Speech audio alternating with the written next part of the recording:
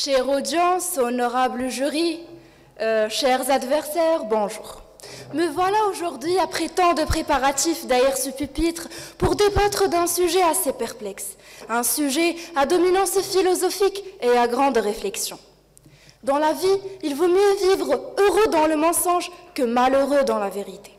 Bonheur, malheur, mensonge et vérité. Une phrase purement anthétique et renvoie à un dilemme paradoxe à grande méditation. Or, chers opposants, notre choix est déjà fait. Pour cela, j'espère que la logique est votre point fort, alors tendez bien l'oreille. Soit deux propositions. Je parle, je mens.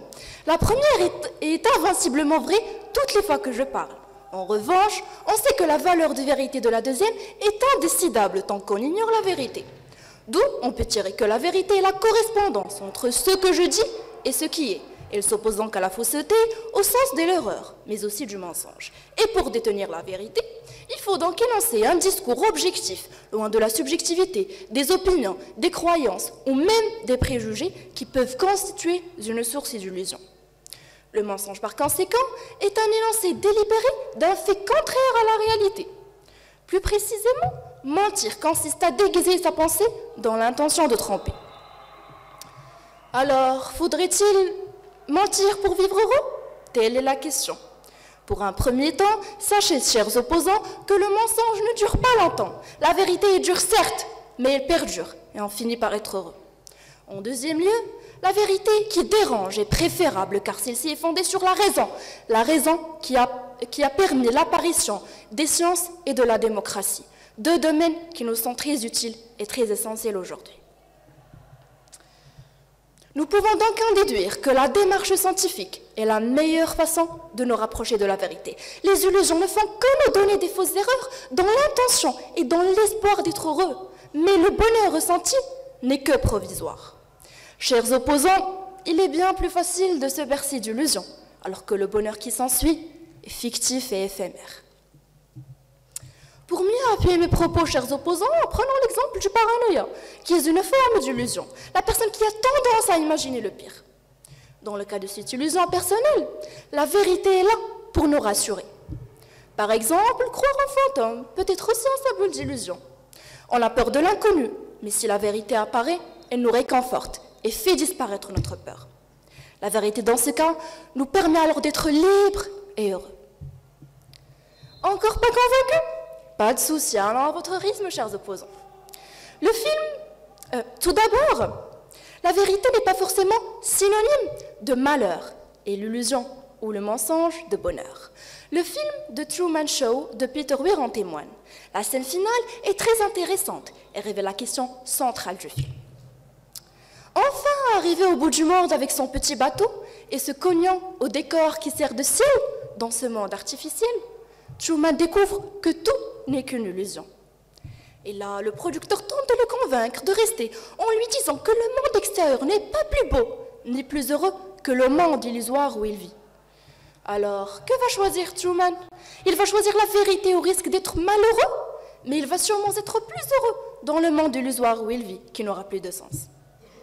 Truman, alors, ne veut pas vivre dans un monde où il est prisonnier et préfère revoir le monde réel. Comment expliquez-vous ce choix, chers opposants? Bref, passons. Un bonheur illusoire est-il donc encore un bonheur? Selon Freud, celui qui cède à l'idée du bonheur illusoire est une personne qui refuse le monde, refuse le réel et préfère se réfugier dans l'imaginaire. Il ne tient pas compte de la vie réelle et préfère vivre dans l'imagination. Cette personne-là risque à tout jamais de ne jamais vraiment satisfaire son désir. Refuge et consolation, n'est-ce pas l'aveu d'une faiblesse, une personne qui n'a pas vraiment le courage, la volonté d'affronter la vie? Avant d'achever mon intervention, chère audience, une simple question à réserver pour vous, chers opposants. Frappez une boule de billard, que va-t-il se passer? Va-t-elle heurter les autres? En êtes-vous sûr? La vérité est cette boule qui va droit au but, en la marquant vous serez heureux. Le mensonge est cette boule noire qui va tourner en rond, qui va tergiverser de ci et de là, et qui va vous donner l'illusion qu'il se rapproche du but. Mais au final, ce n'est pas le cas, et vous êtes déçus. Sur ce, chers opposants, je vous laisse méditer cet exemple, qui va sûrement vous rendre à l'évidence, car ce que vous défendez est indéfendable. Merci.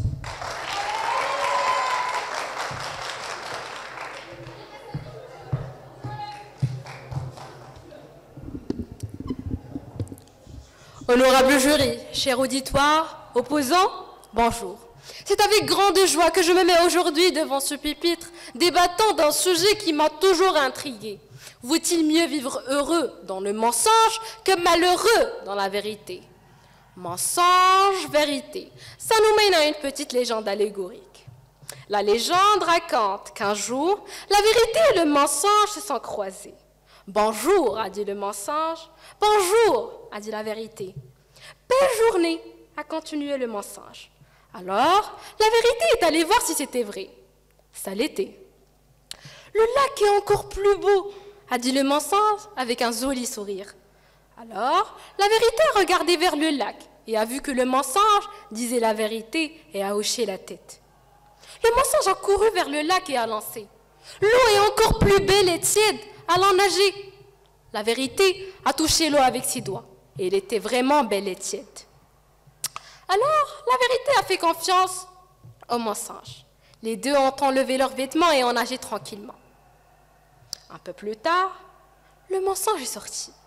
Il s'est habillé avec les vêtements de la vérité et il est parti. La vérité, incapable de porter les habits du mensonge, a commencé à marcher sans vêtements. Et tout le monde s'est éloigné en la voyant nue. Attristée, abandonnée, la vérité se réfugia au fond d'un puits. C'est ainsi que depuis lors, les gens préfèrent accepter le mensonge déguisé en vérité que la vérité nue. Autrement dit, mesdames et messieurs, les gens préfèrent un mensonge bien habillé qu'une vérité, un mensonge bien habillé qui arrange qu'une vérité nue qui dérange. Petit ou grand mensonge, par politesse ou pour s'éviter un moment gênant, ça nous arrive à tous et à toutes de ne pas dire la vérité. Que celui ou celle qui n'a jamais menti jette la première pierre. Clairement, personne. Oui, t'es mignon, t'es juste pas mon style. Traduction, tu ne me plais vraiment pas. Mais, puisque je suis gentil, je ne vais pas te le dire en face. Rassurez-vous, le subtil message « t'es pas mon style » n'est pas aussi subtil que ça. Tout le monde, hommes et femmes, sait bien ce que cela sous-entend. Ah salut, je ne t'avais pas vu. Traduction, je t'ai vu depuis mon arrivée, mais j'espérais que tu partes pour ne pas avoir à te saluer. Bon, apparemment, c'est trop tard, alors bonjour avec sourire obligé qui doit rester naturel. Entraînement exigé. Ou bien, tout simplement, ça nous arrive tous à dire à une amie « Ah, c'est pas mal cette couleur, ça marche aussi pour la frange. » Traduction. Maintenant que c'est fait, je ne vais pas te dire que c'est moche, parce que de toute façon, tu ne peux pas faire grand-chose. Mais j'espère quand même que tu ne gardes pas cet été trop longtemps. Je t'aime, c'est pourtant bien. Eh bien, je pense que vous avez compris la raison pour laquelle on ment. C'est bien pour la paix sociale. Car croyez-moi, opposants, si on n'avait pas la capacité de mentir, en quelques heures, on ne pourrait plus être adapté à l'environnement social dans lequel on vit. On s'aperçoit donc que le mensonge est une forme de fluidifiant social. Mais avant tout, j'aimerais bien vous poser une question, opposant. Que serait le sens d'une vie visant une vérité qu'après tout n'est qu'une illusion, plutôt que de vivre pour le bonheur lui-même? J'attends vos réponses et merci beaucoup.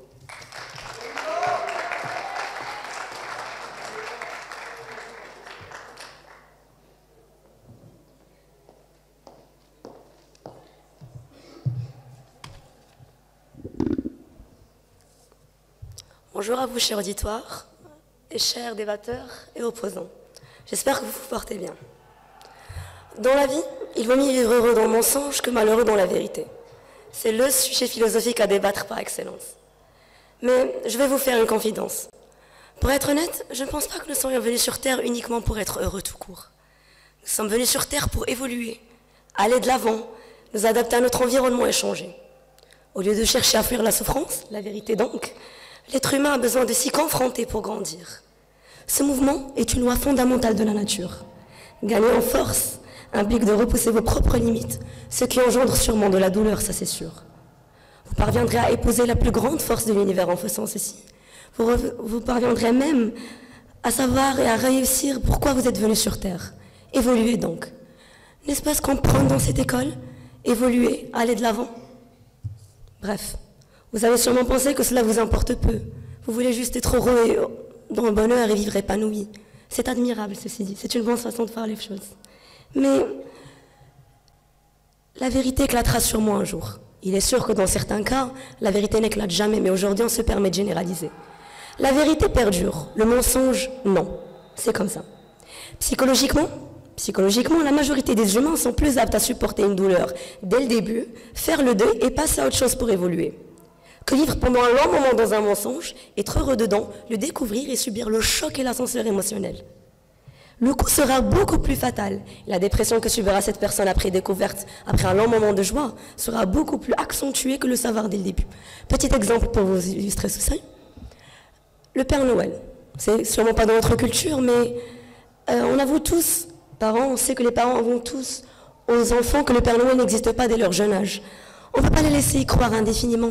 C'est pas possible, c'est pas logique. Tu vas pas voir un homme de 25 ans qui te dit « moi je crois au Père Noël, dur comme fer ». Ça devient presque ridicule. Le plus tard c'est, le plus tard on apprend la vérité, le plus dur sera le coup et plus fatal. Évidemment sur le mental. Et puis, quand la personne n'est pas vraiment consciente qu'elle baigne dans le mensonge, qu'elle a inventé et persiste à vivre dedans, jusqu'à croire que cette illusion est la réalité, dans la psychologie, c'est tout simplement un trouble pathologique et psychiatrique. Ça s'appelle de la mythomanie. Alors qu'est-ce que c'est que la mythomanie? Je vous prie de bien comprendre. C'est une tendance pathologique et psychiatrique à avoir recours au mensonge sans même avoir conscience.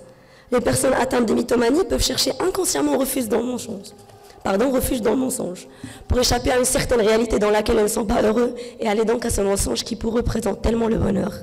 Ce terme, d'ailleurs, pour information, est créé en 1905 par le psychiatre Ferdinand Dupré. D'ailleurs, pour information, un choc émotionnel ou un ascenseur émotionnel très grave peut être l'origine de la mythomanie, donc l'origine de la fuite de la réalité du mythomane. Je vous dis ceci pour vous mettre dans l'idée que le plus tôt la vérité est dite et mise, le mieux serait, le plus bénéfique et le moins problématique. En gros, encourager le bonheur dans le mensonge, c'est comme encourager la normalisation de ce genre de troubles mentaux et même pousser à les avoir en quelque sorte. Et puis, il ne faut pas oublier que nous vivons tous ici en communauté. Nos choix et décisions influencent la vie de l'autre. Nos vies sont chevauchées. C'est indéniable et inévitable, qu'on le veuille ou pas. Mes choix peuvent avoir une influence sur les tiens, directe ou indirecte, et tes choix peuvent avoir une influence sur les miens. C'est comme ça que ça se passe. Et en surcroît, on sait qu'on est tous à la recherche du bonheur. C'est humain, mais c'est égoïste. Pourquoi? Car si c'est une relation, la personne avec laquelle on est heureux n'est pas forcément heureuse avec nous. Mais le fait qu'elle nous le cache, c'est un mensonge, mais un mensonge qui nous rend nous heureux. Ce n'est pas clair. Je vais vous demander de vous mettre dans la peau d'un conjoint ou d'une conjointe. Et votre compagnon, lui, il est malheureux dans votre relation. Mais vous ne le savez pas. Et vous pensez qu'il est heureux et vous vivez dans ce bonheur qui est tout simplement un mensonge. Donc vous, en suivant ce que vous dites, c'est bien. Au moment, je suis heureux dans mon mensonge. Maintenant, je vais vous demander de vous mettre dans la peau du conjoint qui est malheureux. Je vois des visages beaucoup moins enthousiastes. Évidemment, quand ça ne nous concerne pas, on s'en fout presque. Mais quand ça nous concerne, c'est là qu'on sait à quel point c'est difficile d'opter pour la première option, qui est donc de vivre heureux dans le bonheur, heureux dans le mensonge. Mais ça peut créer beaucoup de malheur pour d'autres. En conclusion, à vous de voir si vous voulez faire passer votre bonheur propre ou aisance générale. Encore une fois, nous ne sommes pas seuls. Nous vivons ensemble, en communauté. Et il faut garder ça en tête. Pour finir, défendre le bonheur dans le mensonge rime à défendre de l'égoïsme, qui peut être d'ailleurs facilement évité. À vous de voir, encore une fois, le choix est vôtre. Mais parfois, il faut laisser parler son pragmatisme au lieu de ses sentiments. C'est certes dur, moi aussi j'ai envie de laisser parler mon cœur et dire que le bonheur c'est important. Mais quand ça ne nous concerne pas juste nous, quand ça concerne une communauté, quand ça nous concerne tous, je pense que c'est envisageable d'opter pour la première option, qui est donc le pragmatisme. Merci pour vous écouter.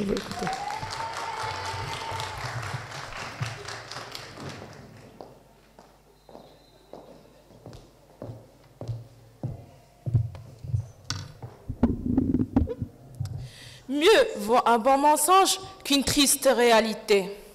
Mesdames et messieurs, honorable jury, chère audience, Opposants, bonjour.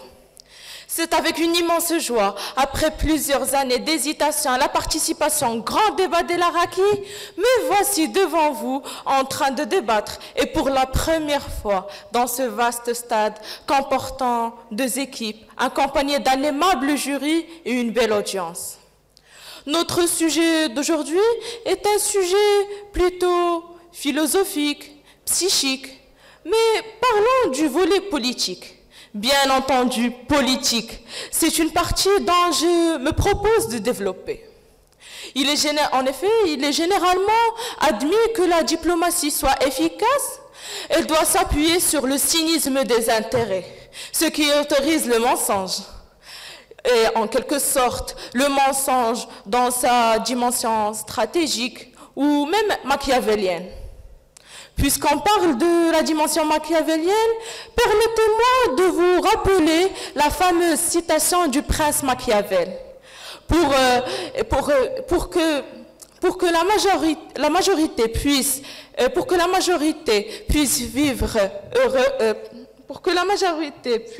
vivre en paix, il faut écraser la minorité. Pour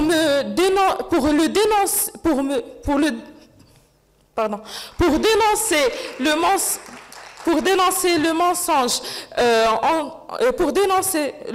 mensonge en politique, d'après Hannah Arendt, dans un article New York Review of Books de 1971, reste célèbre à propos des experts à Pentagone. On autoriserait en politique et surtout politique internationale le mensonge comme ressource stratégique. Aujourd'hui, encore de nombreux praticiens, mais aussi des analystes affirment que le mensonge fait partie du jeu de la diplomatie. À mon avis, la politique ou le mensonge en politique et surtout en politique est une forme de politesse, ou pour être un bon diplomate, il faut utiliser, non, il est obligatoire d'engendrer le mensonge. Prenons comme Didier Ebonnet, chargé d'affaires en France, et précisément à Versailles, la diplomatie engendre le mensonge, elle engendre la trahison. On ne peut pas vraiment dire ce qu'on pense si on veut être un bon diplomate. Merci.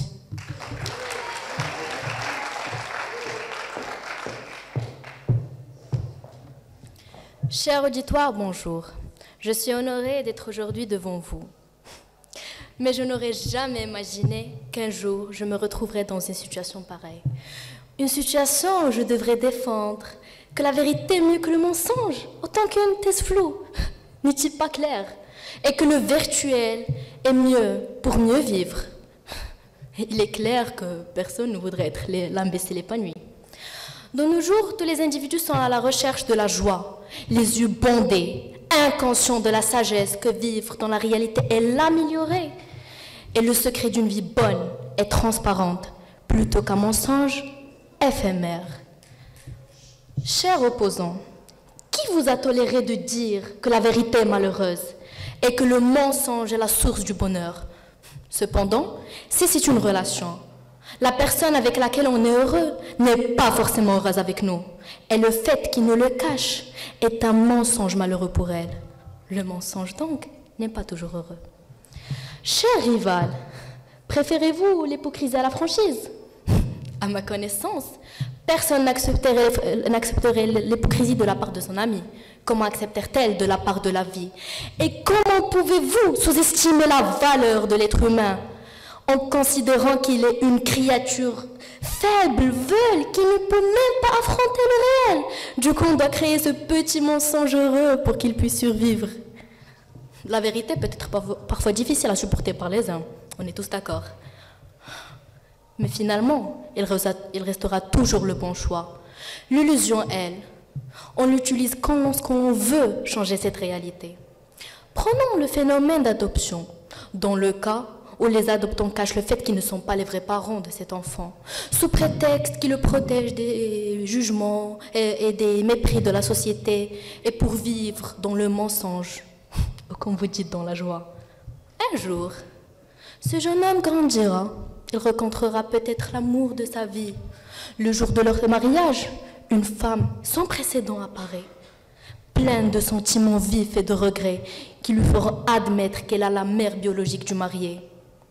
Vous savez quoi? Par hasard, cette dernière est aussi la mère biologique de la mariée. On tombe donc dans le mariage consanguin. C'est comme l'exemple d'un mariage qui a eu lieu en Chine le 31 mars. C'était un mercredi où une femme découvre que le jour du mariage de son fils, que la mariée est sa fille qu'il avait abandonnée à l'âge de 4 ans et qu'elle vivait une vie de mensonge avec une autre famille. En un clin d'œil, ce mensonge heureux se transforme en une misère permanente. Je dis bien permanente. Et je vous laisse imaginer l'humiliation, la douleur, la déception, la déprime, le malheur qu'a va sentir cette personne, et même les dégâts qui peut entraîner à son entourage. D'une autre part, ce sujet ne concerne pas que l'individu seul. Or, on le trouve, il peut toucher tout un pays, car il domine dans le côté politique. La plupart des politiciens et des gouvernements font vivre les citoyens dans des chimères. Ils croient qu'ils sont protégés, qu'une vie décente est garantie. Ils vivent dans un petit nuage de bonheur. Malheureusement, lorsqu'il pleut, les nuages disparaissent. La chute est donc douloureuse. Ils doivent alors affronter la mère vérité, car le mensonge ne dure pas longtemps. On finit tous par être attrapés. Chers opposants, donnons l'exemple de cette crise sanitaire qui a dévoilé les fausses promesses des gouvernements, qui emmènent dans la véritable cause de la souffrance de toute personne qui a cru à cette utopie. La question qui se pose maintenant, un mensonge qui réconforte est-il préférable à une vérité qui dérange? À vous de choisir. Merci.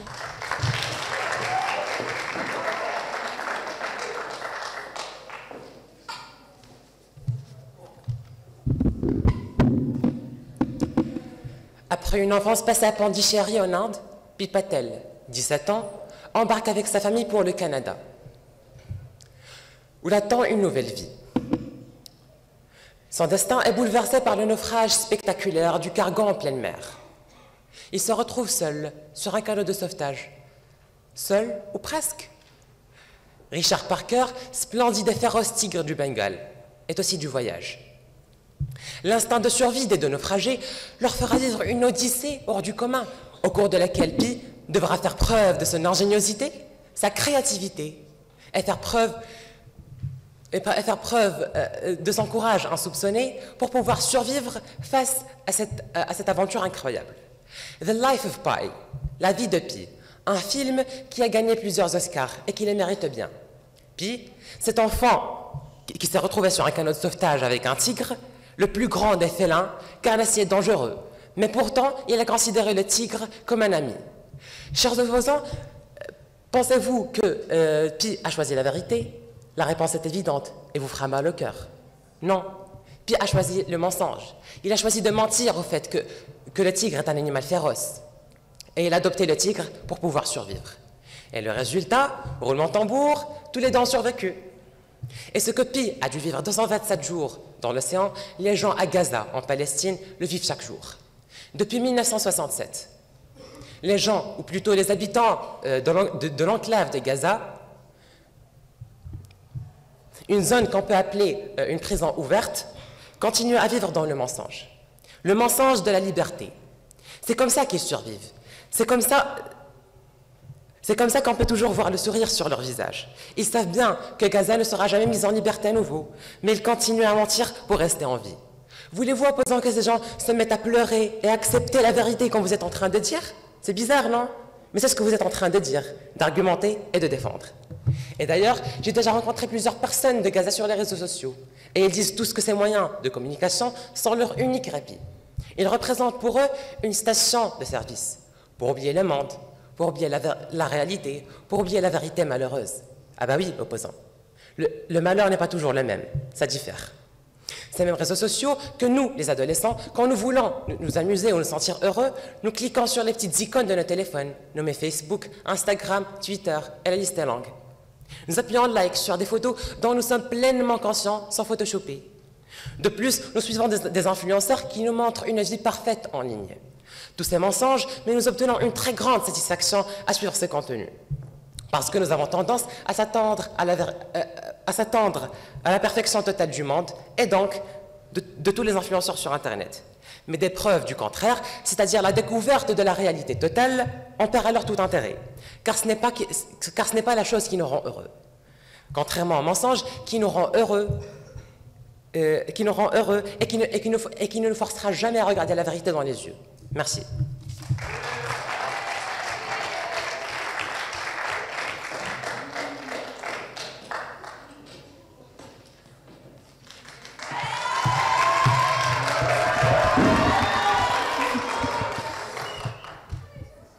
Chers opposants, très chère audience, honorable jury, bonjour. Même dans un pays en pleine guerre, même dans la misère la plus totale, même dans la déception la plus affreuse, même dans le malheur absolu et même dans la réalité la plus dure, nous arrivons toujours à trouver des moments de bonheur. Car en fait, on ne peut pas s'empêcher d'être heureux parce que l'horreur existe. Et on ne peut pas s'empêcher d'ouvrir les yeux sur la réalité parce que le mensonge nous rassure. Et on ne peut non plus normaliser la trahison et la tromperie pour vous faire plaisir, chers opposants. Oui, dire la vérité est une prise de risque audacieuse. Mais puisqu'il est plus facile de mentir que de se mouiller et d'affronter le réel, vous vous admettez assez lâche donc. Et je n'aimerais pas faire partie de vos proches, chers opposants. Donc, on ne peut pas comprendre la vie qu'en regardant en arrière, mais on ne peut pas la vivre qu'en regardant en avant. Chers équipes adversaires, puisque vous admettez pouvoir vivre dans le mensonge, vous regardez précisément où?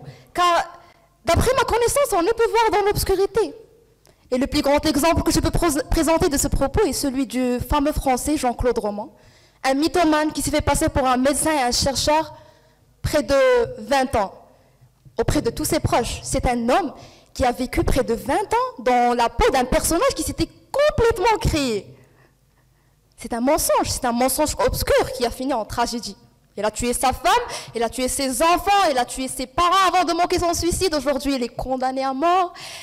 Certes, je ne peux savoir les intentions derrière cet impur, honteux mensonge, mais ce dont je suis sûre est que c'est certainement pas le bonheur ni la paix, car vivre dans un mensonge qui est a priori qu'une vérité, volontairement et activement non dévoilée, ne peut faire écho qu'à de l'ironie. Vous vous rendez compte, chers opposants, que les illusions ne font que nous donner de fausses idées, dans l'espoir de nous rendre plus heureux. Or, le bonheur ressenti n'est que provisoire, la vérité finit toujours par nous rattraper. Le mensonge est comme l'huile, il flotte à la surface de la vérité. Mais vous pensez que vous êtes les seuls à la poursuite de cette précieuse psychologie apaisée, vous pensez que vous êtes les seuls à la recherche du bonheur. Depuis toujours, l'homme cherche à satisfaire ses besoins et ses désirs afin d'atteindre l'apogée de l'existence qui est le bonheur, mais avec le mensonge. Contradiction. Vous pensez réellement que vous trouveriez le vrai bonheur dans un monde illusoire dont vous êtes les prisonniers? Si c'est cela le prix que je paierai pour mon bonheur, il vaut mieux une vraie tristesse à une fausse joie. Vous savez, c'est là la faille, c'est là l'ennui, c'est que le bonheur ne peut advenir à celui qui vit dans les craintes et les excès liés à l'ignorance, à l'illusion, au mensonge. Vous voulez être heureux, vous cherchez le bonheur, mais vous cherchez mal le bonheur, vous cherchez dans le mauvais endroit.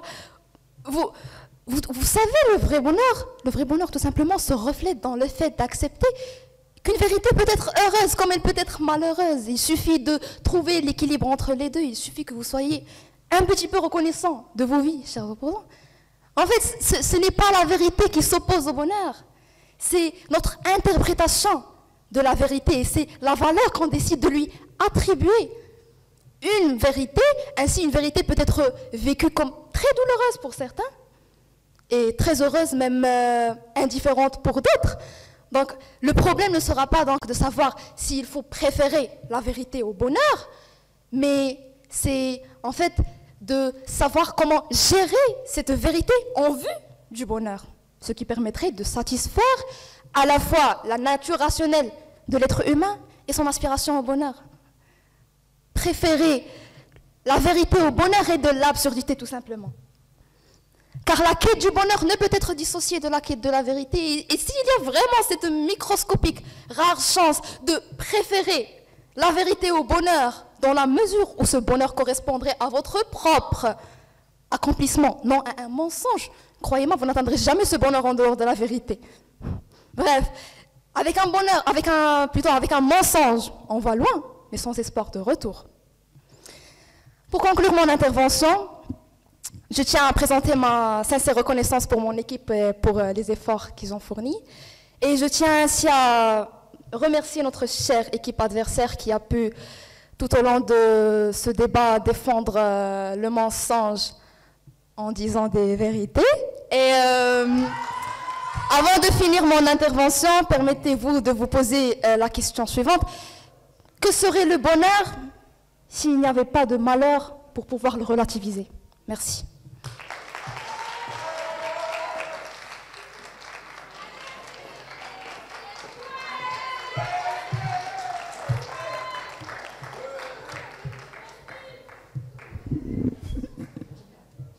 Chers opposants, avant de commencer, je voudrais juste vous rappeler que malheureusement, vous n'avez répondu presque à aucune de nos questions. C'est triste, je suis touchée.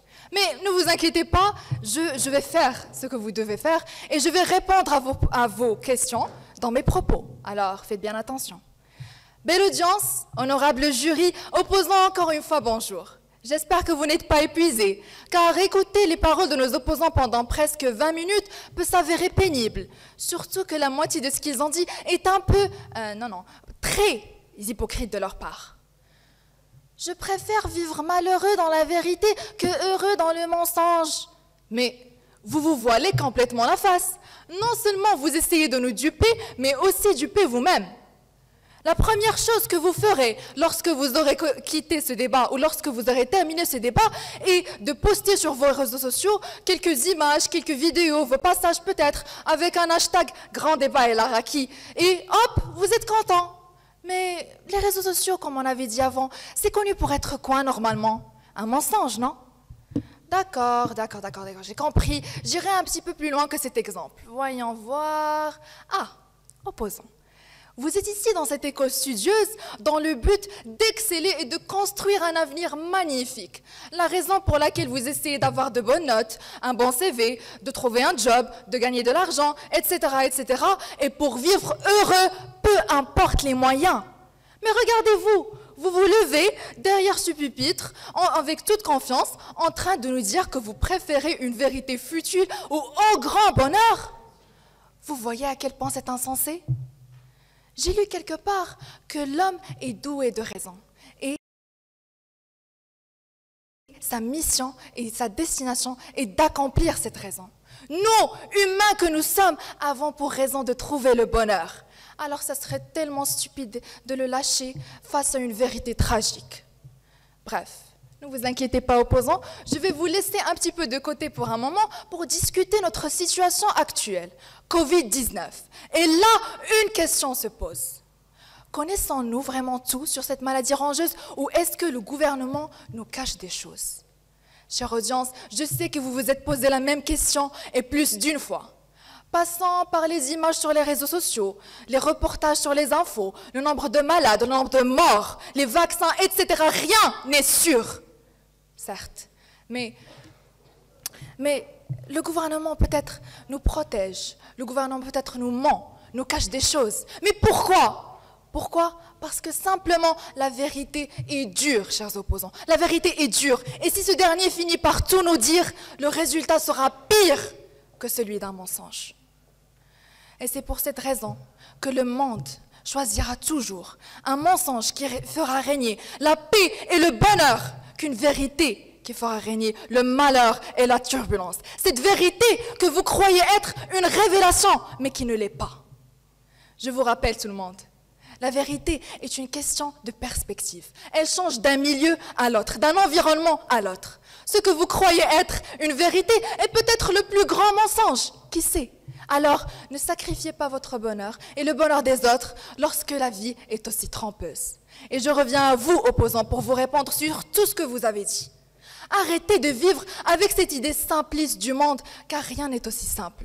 Cette vérité, ou bien le moment où la vérité sera révélée, est bref, temporel, mais le malheur qui en résulte dure plus longtemps.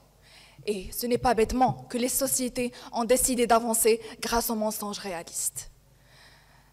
Bref, pour conclure ce long débat, je peux vous dire, chère audience, que l'une des plus importantes choses que vous devez retenir, c'est que vous devez trouver votre bonheur et le protéger, peu importe les moyens, peu importe ce que les opposants vous disent. Nous n'avons pas besoin d'une vérité qui ne fera pas progresser. Nous n'avons pas besoin d'une vérité qui nous détruira ou détruira notre cocon joyeux, puisque finalement, le mensonge peut faire bien mieux. Et nous, la nouvelle génération, savons cela mieux que tout le monde. Merci.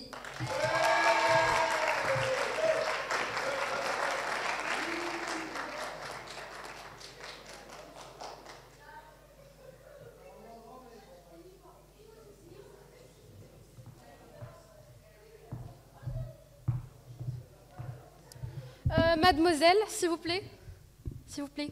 Le mensonge que vous avez mentionné, mademoiselle, qui vous fait rire, est malheureusement une réalité dont vous êtes en train de vivre, le capitalisme. Eh oui, on sait tous que le capitalisme est le plus grand mensonge. Mais est-ce que vous avez trouvé mieux? Est-ce que le monde a trouvé mieux? Non, bien sûr. En plus, vous avez aussi mentionné, mademoiselle, qu'un mensonge qui arrange ne dure pas longtemps. Mais est-ce que vous vous êtes posé la question ou vous êtes renseigné au nombre de suicides qui se passent chaque jour à cause de votre belle vérité? Je m'en doute. Merci.